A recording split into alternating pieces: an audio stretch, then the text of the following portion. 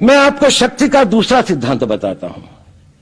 मुझे नहीं मालूम कि यह सिद्धांत मुझे बताना चाहिए या नहीं, मुझे यह भी नहीं मालूम कि यह सही है या नहीं, लेकिन क्योंकि मैं इसको मानता हूं और मुझे मालूम है कि इसके बारे में कई लोग जिनके हायर मॉरल वैल्यूज हैं शायद न भी समझते हो या न भी वो रखते हो, लेकिन एक मेरा विचार है, चाहे तो इस पर विचार करें।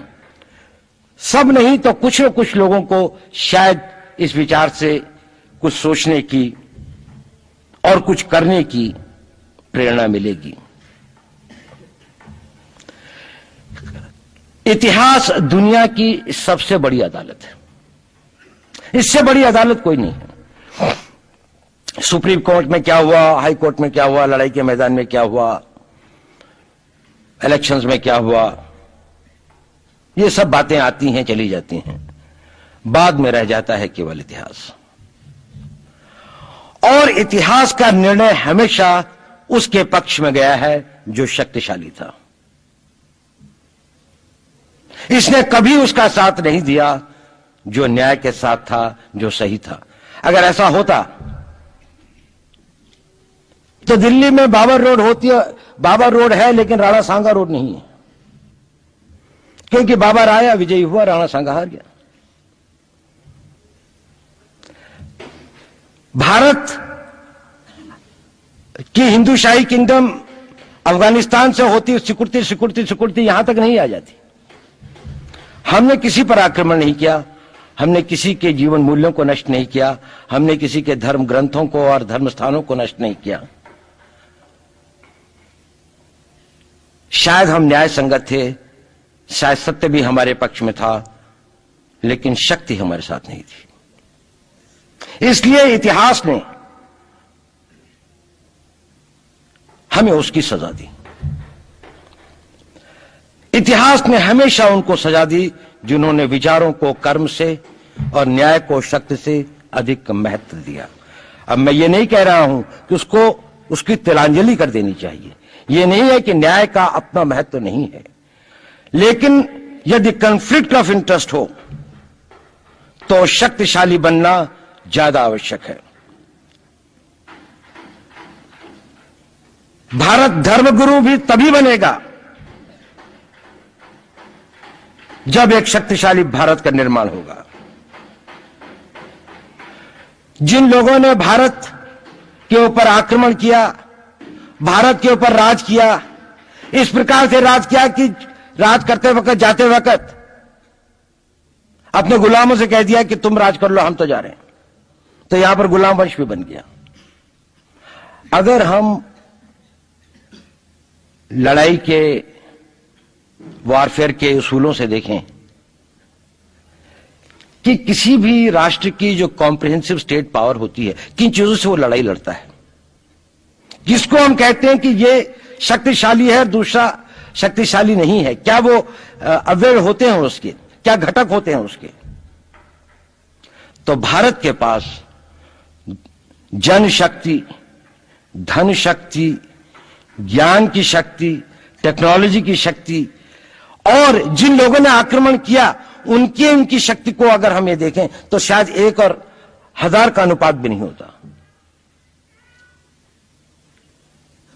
लेकिन उसके बाद भी हम वो नहीं कर पाए। और ये प्रश्न भी किसी ने पूछा, उस पर मैं आऊंगा बाद में। निवेदिता जी ने उसका बहुत अधिक उत्तर दिया, बहुत अच्छा उत्तर दिया था कि क्या कारण है, किसके कारण भी हम लोग इस लड़ाई में इतिहास ने हमारा साथ या हमारे पक्ष में न्याय नहीं दिया।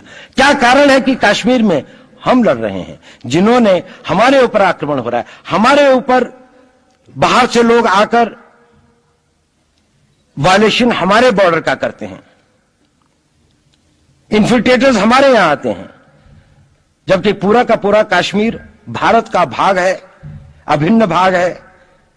कानून के अनुसार वहां के राजा ने यह हस्ताक्षर किए, हमें दिया।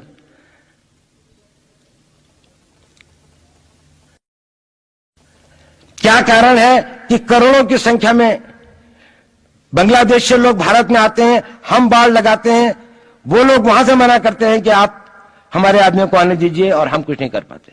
और भारत में 2 करोड़ नागरिक रहते हैं। हम हर एयरपोर्ट के ऊपर में इमिग्रेशन की चेक पोस्ट लगाते हैं कि कहीं पर कोई एक आदमी बिना पासपोर्ट के या बिना वीजा के भारत में प्रवेश न कर जाए।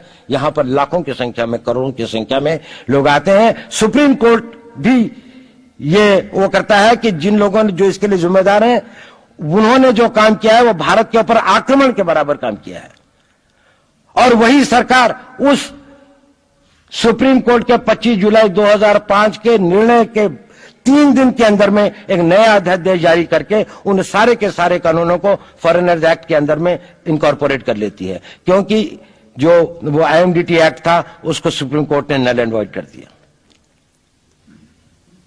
ये सब बातें हमें सोचने और समझने की आवश्यकता है। एक कारण, मैं ज्यादा चीजों में नहीं जाना चाहता, इतना समय भी नहीं होगा, कि भारत विदेशों से इतना नहीं हारा। अंग्रेजों ने भारत के खिलाफ कोई लड़ाई ऐसी नहीं जीती जिसमें कि अंग्रेजों की फौज में भारतीय सिपाही नहीं थे। चाहे वह पहले बंगाल नेटिव आर्मी थी, 1857 के अंदर में सिखों और गुरखास ने उनका साथ दिया। जब सिखों से लड़ाई हो रही थी तो बाकी लोगों ने उनका साथ दिया।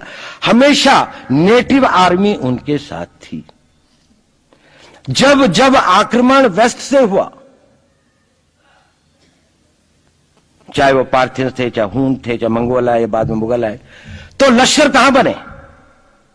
वो तो थोड़े से लोग आए थे। लश्कर बने काबुल में, जिस वक्त तो इस्लामाइज भी नहीं हुआ था, लाहौर में, सरहंद में। हिंदुस्तानियों को हराया है तो हमेशा हिंदुस्तान के लोगों ने साथ नहीं दिया देश का। और दर्द है तो केवल इसी बात का। भारत के इतिहास में अगर दर्द केवल इस बात का नहीं है कि विदेशियों ने हमारे साथ क्या किया, उनका तो हम मुकाबला कर लेते। दुख इस बात का था कि हमारे सभी लोगों ने साथ नहीं निभाया और साथ नहीं दिया। और इसकी फीलिंग आज भी मुझे इस देश में होती है। और भारत को आंतरिक बाह्य शक्तियों से जो सबसे बड़ा खतरा है, वो खतरा इस बात का है कि हमारे अपने लोग ही कहीं राष्ट्र की सुरक्षा, राष्ट्र की अस्मिता, राष्ट्र के गौरव का सौदा न कर बैठे, अपने आज के सुख के लिए अपने भविष्य को अंधकारमय न कर दें। और इसके लिए जो जागरूकता चाहिए, इसके लिए जो ताकत पैदा करनी है, वो ताकत केवल समाज के अंदर भी पैदा की जा सकती है। उसको केवल आप लोग कर सकते हैं। वो केवल आज की युवा शक्ति ही कर सकती है।